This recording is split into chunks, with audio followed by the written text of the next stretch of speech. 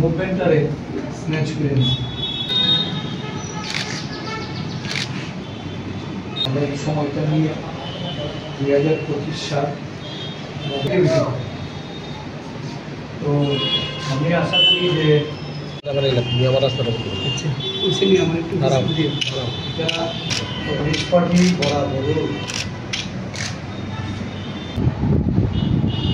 বিদ্যুতের মাসুল বৃদ্ধি, আমরা দেখলাম গ্যাসের জন্য বিভিন্ন ধরনের সিএনজি পিএনজির উপর কর আরোপ করেছে রাজ্য সরকার। এগুলি যুক্তি। রাজ্য সরকারের বাজেট থাকে করহীন, পুরো এলাকায় বিভিন্ন পুর নিগম সহ মিউনিসিপ্যালিটির সমস্ত বাজেটে কোনো ধরনের কর আরোপ করার বিষয়টা থাকে না, এবং তারা জনসম্মুখে ঘোষণা দেন যে আমরা কর বৃদ্ধি বা কর আরোপ করে আমরা বাজেট করিনি, বাজেটগুলি করহীন থাকে। কিন্তু প্রতিটা অর্থ বছর দেখা যায় বিভিন্ন ক্ষেত্রে সম্পদ কর, জল কর, বিদ্যুৎ মাসুল বৃদ্ধি, নানাভাবে পেট্রোল ডিজেল এগুলির মূল্য বৃদ্ধির সাপেক্ষে নানা ধরনের কর সেস তারা জনসাধারণের উপর চাপিয়ে দিচ্ছে। এই যে জনগণ একদিক থেকে কর্মসংস্থানের অভাব, সরকারি চাকরি নেই, শূন্যপদ সরকারের দপ্তরে দপ্তরে এগুলি পূরণ হচ্ছে না, প্রতিটা পরিবার তার যে শিক্ষা দীক্ষায় ছেলে মেয়েরা বা যুবক যুবতীরা তারা আজকে বেকার হিসেবে তাদের কাছে কোনো আশার আলো দেখা যাচ্ছে না। সরকার প্রতিনিয়ত লক্ষ লোকের ইন্টারভিউ নিয়ে তারা বসে আছে।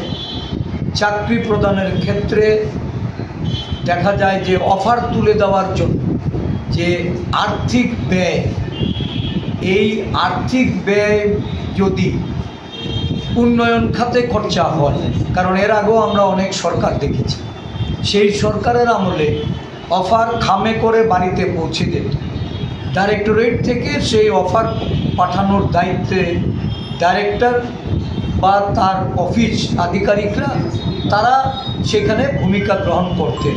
আর এখন এই দায়িত্ব গ্রহণ করে নিচ্ছেন আমাদের রাজ্যের নির্বাচিত মুখ্যমন্ত্রী, কোনো কোনো ক্ষেত্রে কিছু কিছু মন্ত্রীদের অংশগ্রহণ আমরা দেখি, এবং এই ক্ষেত্রে একটা বিপুল পরিমাণ অর্থ ব্যয় হয়।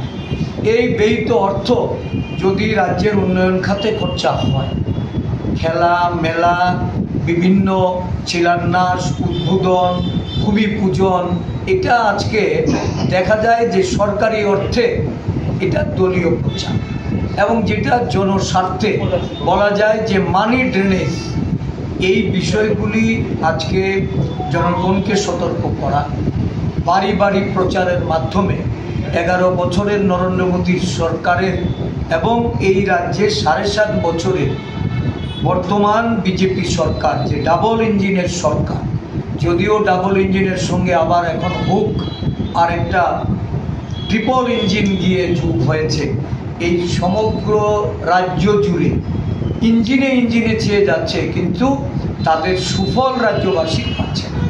তো মানুষের দ্বার প্রান্তে যাওয়া এটা আমাদের সর্বভারতীয় কর্মসূচি হলেও আমাদের রাজ্যে প্রদেশ কংগ্রেস ব্যাপকভাবে গণসংযোগ তৈরিতে এবং জনগণের কাছে এই যে নাগরিক সমস্যা, জনস্বার্থের বিরুদ্ধে গিয়ে সরকারের যে পদক্ষেপ বা জনগণের প্রতি সরকারের যে দায়বদ্ধতা, এইটা আমরা প্রচারের মাধ্যমে তুলে ধরা, জনমত তৈরি করা এবং সংগঠিত শক্তির রূপে প্রকাশ করা।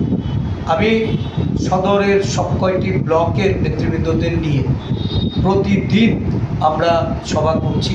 গতকালকে প্রতাপগড়ের সভা গেছে, এর আগে আমরা বাজারঘাটের সভা করেছে আমাদের জেলা সভাপতি তন্ময়বাবু। আজকে বামটিয়া ব্লকের সুনীল দত্ত আমাদের ব্লক সভাপতি, ওনার পৌরোহিত্যে এখানে আমরা ব্লকের নেতৃবৃন্দদের এখানে আমরা আহ্বান করেছি। তাদের সকলের সঙ্গে সলা পরামর্শ করে বাড়ি বাড়ি কর্মসূচিটাকে কীভাবে আরও গুরুত্ব আরোপ করা যায়।